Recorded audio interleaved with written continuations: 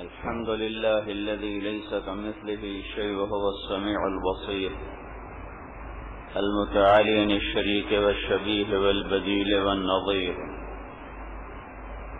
الحمد لله الذي له ملك السماوات والأرض يحيي ويميت، هو الأول والآخر والظاهر والباطن وهو بكل شيء عليم. الحمد لله الذي لا نحصي ثناء عليه وهو كما أثنى على نفسه، وأشهد أن لا إله إلا الله وحده لا شريك له، وأشهد أن سيدنا ومولانا محمدا عبده ورسوله أرسله بالحق بشيرا ونذيرا وداعيا إلى الله بإذنه وسراجا منيرا، صلى الله تعالى عليه وعلى آله وعلى أصحابه وبارك وسلم تسليما كثيرا كثيرا. أما بعد، أعوذ بالله من الشيطان الرجيم. بسم الله الرحمن الرحيم. يا أيها الذين آمنوا كتب عليكم الصيام كما كتب على الذين من قبلكم لعلكم تتقون. وقال النبي صلى الله تعالى عليه وسلم: من صام رمضان إيمانا واحتسابا غفر له ما تقدم من ذنبه. وقال النبي صلى الله تعالى عليه وسلم: من قام رمضان إيمانا واحتسابا غفر له ما تقدم من ذنبه. وقال النبي صلى الله تعالى عليه وسلم: إن الله بعثني كافة للناس رحمة فأدوا عني، أو كما قال صلی اللہ تعالی علیہ وسلم. میرے محترم بھائی اور دوستو، رمضان المبارک کو اللہ تعالیٰ نے ہدایت کا مہینہ بنایا ہے، ایمان کے وجود میں آنے اور ہدایت کے پھیلنے کا مہینہ بنایا ہے. اللہ کے خزانوں میں ایمان سب سے بڑی دولت ہے، ہدایت سب سے بڑی نعمت ہے. من یرد اللہ بہ خیرا یفقہہ فی الدین، جس سے اللہ خوش ہوتا ہے اور بھلائی کا ارادہ کرتا ہے اسے اللہ تعالی دین کی سمجھ عطا فرماتا ہے، ہدایت کا نور عطا فرماتا ہے. دنیا اللہ تعالی جسے پسند کرتا ہے اسے بھی دیتا ہے، جسے ناپسند کرتا ہے اسے بھی دیتا ہے. من کان یرید الحیات الدنیا وزینتها، جو ہم سے صرف دنیا اور یہ مٹ جانے والا سودا اسی کے طلبگار ہوتے ہیں، اسی کی زیب و زینت کے طلبگار ہوتے ہیں، نوفی الیہم اعمالہم فیہا وہم فیہا لا یبخسون، ہم انہیں دنیا دے دیتے ہیں، بہت زیادہ دے دیتے ہیں اور اس میں کوئی کمی بھی نہیں کرتے، لیکن اولئک الذین لیس لہم فی الآخرۃ الا النار وحبط ما صنعوا فیہا وباطل ما کانوا یعملون، لیکن موت کے بعد ان کے لیے جہنم کی آگ کے سوا کچھ نہیں، اور جو کیا کمایا سارا بیکار چلا گیا. تو اللہ تعالیٰ کے خزانوں میں ہدایت سب سے بڑی دولت ہے، سب سے بڑی نعمت ہے، اور ہدایت کے لیے اللہ نے رمضان کے مہینے کا انتخاب فرمایا. جتنی آسمانی کتابیں ہیں ان کو اللہ تعالیٰ نے رمضان المبارک میں اتارا، جتنے چھوٹی کتابیں ہیں صحیفے ان کو بھی اللہ تعالیٰ نے رمضان المبارک میں اتارا. ہمارے نبی پاک صلی اللہ علیہ وسلم کو نبوت بھی اللہ تعالیٰ نے رمضان المبارک میں عطا فرمائی. نبی تو پیدائشی بھی نبی ہوتا ہے، اس کا جو ظہور ہوا وہ رمضان المبارک میں ہوا. ساری آسمانی کتابوں کی جو ہمیں تفصیل ملتی ہے، جو نہیں معلوم وہ بھی رمضان میں ہی اتری، لیکن جو کچھ لکھا ہے تو ابراہیم علیہ السلام پر جو چھوٹی کتابیں اتری وہ یکم رمضان کو تھیں، اور عیسیٰ علیہ السلام پر جو تورات اتری وہ 2 رمضان کو تھی. موسیٰ علیہ السلام پر جو تورات اتری وہ 2 رمضان کو تھی، اور داؤد علیہ السلام پر جو زبور اتری وہ 6 رمضان کو تھی، اور عیسیٰ علیہ السلام پر جو انجیل اتری وہ 8 یا 12 رمضان یا 18 رمضان کو تھی، اور ہمارے نبی پاک صلی اللہ علیہ وسلم پر جو قرآن اترا یہ 21 رمضان المبارک، پیر کا دن، 21 کی رات جبریل غار حرا میں جو آیا ہے دن کے وقت نہیں آیا، رات کے وقت آیا ہے، اور وہ پیر کی رات تھی اور 21ویں رات تھی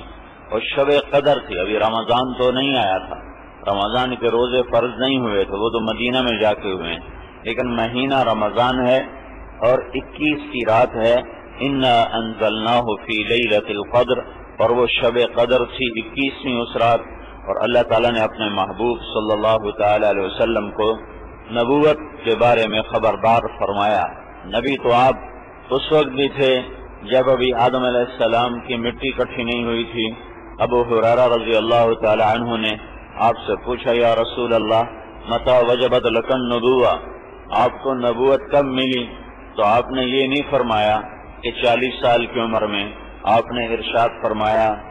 کہ کنت نبیا وان آدم بین الروح والجسد، اے ابو ہریرہ میں اس وقت بھی نبی تھا جب ابھی آدم علیہ السلام کی کہانی بھی شروع نہیں ہوئی تھی، پہلے سے ظہور، اعلان، خبردار کیا گیا۔ 21 رمضان، رمضان کا مہینہ ہدایت کا مہینہ ہے، یہ موسم ہے، موسم جسے کپاس کا موسم ہوتا ہے کہ مئی آتا ہے، اپریل مئی آتا ہے تو کپاس کی تیاری شروع ہو جاتی ہے، اور جب اکتوبر آتا ہے تو گندم کی تیاری شروع ہو جاتی ہے، جب جون آتا ہے تو چاول اور دھان کی تیاری شروع ہو جاتی ہے، جب فروری آتا ہے تو آم کے پودے لگانے کی تیاری شروع ہو جاتی ہے، یہ موسم ہے۔ جب عید آتی ہے تو تاجروں کا موسم آ جاتا ہے، دونوں عیدیں تاجروں کا موسم ہے کہ وہ اس میں لوگ خریداری کرتے ہیں تو اپنا سامان تیار کرنا شروع کرتے ہیں۔ جب گرم ہوائیں چلتی ہیں تو پتلا کپڑا بنانے والے اپنی تیاری شروع کرتے ہیں کہ اب ہمارا پتلا کپڑا فروخت ہوا۔ جب سرد ہوائیں چلتی ہیں تو موٹے کپڑے کا سٹاک رکھنے والے وہ تیاری کرتے ہیں کہ اب ہمارا موسم آ رہا ہے، اب ہمارا کپڑا فروخت ہوگا۔ رمضان یہ ہدایت کا موسم ہے، رمضان یہ ہدایت کا موسم ہے، یہ دعوت کی محنت کا موسم ہے کہ نبیوں کو پیغام دعوت جو ملا وہ رمضان میں ملا، اور جو اس امت کے لیے پہلا معرکہ جس میں اللہ نے اپنی مدد کو واضح کر کے دکھایا وہ بھی رمضان تھا۔ رمضان المبارک اللہ تبارک و تعالیٰ نے عام روزہ، اللہ کے نبی نے فرمایا من صام یوما تطوعا ثم اعطی ملء الارض ذهبا لم يستوف ثوابه دون یوم الحساب، جس شخص نے نفل روزہ رکھا، نفلی روزہ، نفلی، رمضان کا فرض نہیں،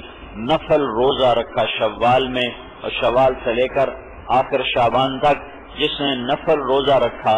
پھر اللہ کا نبی فرماتا ہے اس ساتھ بر اعظم کو سونا بنا دیا جائے، 24,000 کلومیٹر کا یہ گیند اسے سونا بنا دیا جائے اور اسے پیش کیا جائے اور اسے یوں کہا جائے کہ یہ آپ کے روزے کا بدلہ ہے، تو اللہ کے نبی نے ارشاد فرمایا یہ سونے سے بنا ہوا جہان اس ایک نفل روزے کا بدلہ نہیں بن سکتا۔ تو فرض روزہ، آواز نہیں آ رہی، صبر کرو بھائی، کوشش کریں گے۔ من صان نفسہ فی شہر رمضان، جس نے رمضان کے مہینے میں فرض روزہ رکھا اور اپنے نفس کی حفاظت کی، لم یشرب فیہ مسکرا، کوئی نشہ آور چیز استعمال نہیں کی، لم یعمل فیہ خطیئۃ، کوئی گناہ نہیں کیا، لم یقذ فیہ مؤمنا ببہتان، کسی مسلمان پہ زبان درازی نہیں کی۔ یہ زبان سب سے زیادہ انسانوں کو جہنم میں گرانے والی ہے، سب سے زیادہ جہنم میں جانے والا طبقہ اس زبان کی وجہ سے ہوگا۔ یہ میرے نبی نے معاذ بن جبل سے فرمایا، معاذ تمہیں سارے دین کا خلاصہ بتاؤں، سارے دین کا نچوڑ بتاؤں، نچوڑ سارے دین کا، کہ جی بتائیں، تو آپ نے مجھے دیکھو، آپ نے زبان نکالی، ایسے پکڑا، کماز یہ زبان قابو میں رکھنا۔ نیک لوگوں کو کبھی شراب پینے کا خیال ہی نہیں آتا، پینا تو بڑی بات ہے، کبھی خیال بھی نہیں آتا، جوا کھیلنے کا کبھی خیال ہی نہیں آتا، چوری کرنے کا کبھی خیال نہیں آتا، ڈاکہ ڈالنے کا کبھی خیال نہیں آتا، لیکن صبح سے شام تک یہ زبان ان کی اتنی تیز ہوتی ہے کہ پتہ نہیں کتنوں کے دل وہ چیر کے رکھ دیتے ہیں، اور کتنوں کی غیبت کرتے ہیں، کتنوں کی برائی کرتے ہیں، شراب سے بڑا گناہ کرتے ہیں، شراب پینے سے بڑا گناہ کرتے ہیں۔ شراب پینے والا تو چھپ کے کہیں شراب پیتا ہے، اور غیبت کرنے والا مسجد میں بیٹھ کے غیبت کرتا ہے، پہلی صف میں بیٹھ کے غیبت کرتا ہے، جماعت میں نکل کر سال کی جماعت، 3 چلے کی جماعت، نوجوان عالم فارغ التحصیل سال کے لیے نکلا ہوا ہے اور سارا سال غیبت کر رہا ہے۔ کسی کو شراب پیتے دیکھے گا تو لان تان کرے گا، 100 اور کو بتائے گا بڑا بدماش ہے، شراب پیتا ہے۔ کسی کو جوا کھیلتے دیکھے گا لان تان کرے گا، اور 100 آدمی میں اس کی خبر سنائے گا بہت غلط آدمی ہے، جوا کھیلتا ہے، سود کھاتا ہے، اور یہ نہیں پتا کہ خود شراب سے بڑا گناہ کر رہا ہے، سارا دن غیبت کرتا ہے، سارا دن لوگوں کی پگڑی اچھالتا ہے، سارا دن لوگوں کے عیب چنتا اور پکڑتا اور بولتا ہے۔ میرے بھائیو، میرے نبی نے فرمایا وَهَلْ يَكُبُّ النَّاسُ فِي نَارِ جَهَنَّمَ إِلَّا حَصَائِدُ أَلْسِنَتِهِمْ، سب سے زیادہ جہنم میں دھکا دینے والا عمل زبان کا بول ہوگا، زبان کا بول ہوگا، زبان کا بول ہوگا۔ یہ سب سے زیادہ نیک لوگوں کی بتا رہا ہوں، عام لوگ بھی بڑے بڑے گناہوں کا خیال نہیں آتا، بچتے ہیں، بہت تھوڑے ہیں جو اس قسم کی غلطیوں میں پڑتے ہیں، لیکن اس کو اتنا تیز کیا ہوا ہے کہ دوہری دھار کا خنجر ہے، دوہری دھار کا خنجر ہے، جو ادھر بھی وار کرتا ہے ادھر بھی وار کرتا ہے، دونوں طرف اس کا وار چلتا ہے۔ عزت کے در پہ، جان کے در پہ، پگڑی اچھالنے کے پیچھے، عیب پکڑنے کے پیچھے، برائی اچھالنے کے پیچھے پردہ پوشی کا سبق بھول گئے اور عیب چننے کا سبق یاد کر لیا، پکا کر لیا، پردہ پوشی بھول گئے اور چادر پھاڑ کے عیب نکال کے باہر لوگوں کو بتانا یہ وظیفہ حیات بن گیا۔